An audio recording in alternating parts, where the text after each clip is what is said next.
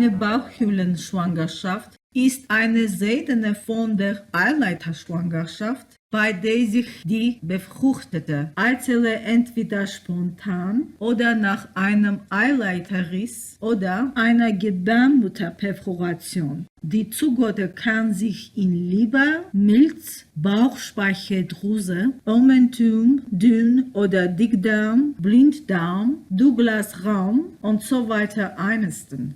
Abdominal pregnancy is a rare form of ectopic pregnancy where the fertilized egg implants in the abdominal cavity, either spontaneously, which is the primary type of ectopic pregnancy, or after the tubal rupture or uterine perforation. The zygote can implant on the liver, spleen, pancreas, omentum, small or large intestine, appendix, the Douglas pouch, etc. Sensibly, the maternal and perinatal mortality rates are strikingly high. It is important to spell out confusions as to the position of the uterus in the abdominal cavity. On slide 5, I list the intra- and retroperitoneal organs, and as you see, some hold positions that require more efforts to interpret. For example, the pancreatic tail is intraperitoneal, while the head, neck, and body of the pancreas are retroperitoneal. The upper one-third of the rectum is intraperitoneal, while the lower two-thirds is retroperitoneal. Intraperitoneal organs are surrounded by visceral peritoneum and are suspended within the abdominal cavity by mesenteries. As for the uterus and the adnexa or salpinx, which includes the fallopian tubes and ovaries, they are wrapped by the visceral peritoneum. Therefore, they are intraperitoneal. The only retroperitoneal part of the uterus is the supravaginal part of the cervix, the area between the cervix and the urine bladder.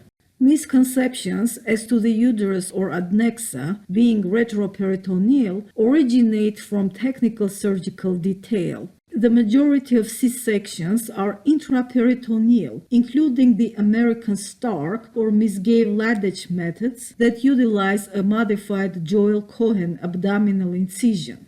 But there is also an extraperitoneal cesarean section with an incision on the uterine lower segment by the traditional Pfannenstiel cut or Kerr incision, but without entering the peritoneal cavity. It's done by dissecting and retracting the urine bladder and then incising the uterus.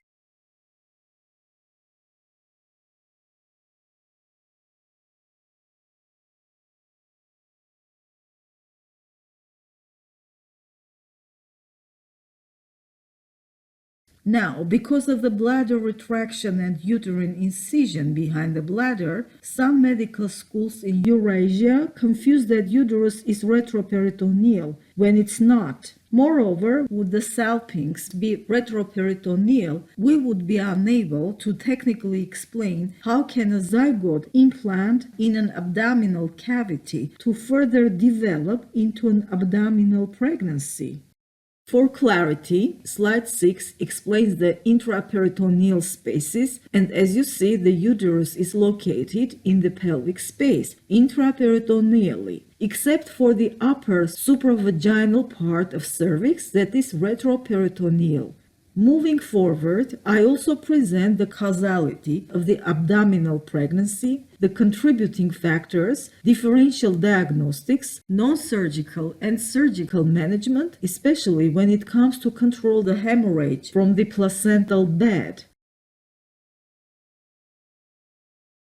Further, I present a published court decision concerning an abdominal pregnancy on the appendix and 2 medical success reports with surviving fetuses towards the term. Conventionally, the last section is a quiz with multiple choice Q&A, and the answer key is on slide 27.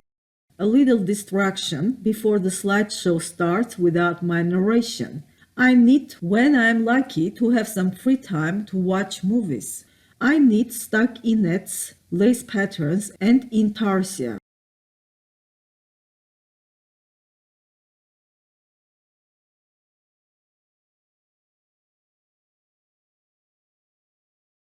Most recently, I started knitting tote bags with beechwood ring handles and pocket, and this midi dress from the 100% acrylic skeins, a contrast of forest green and tea rose colors.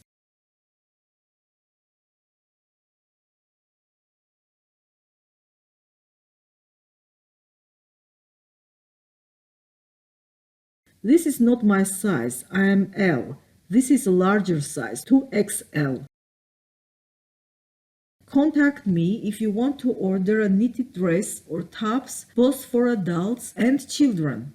Now, let's go!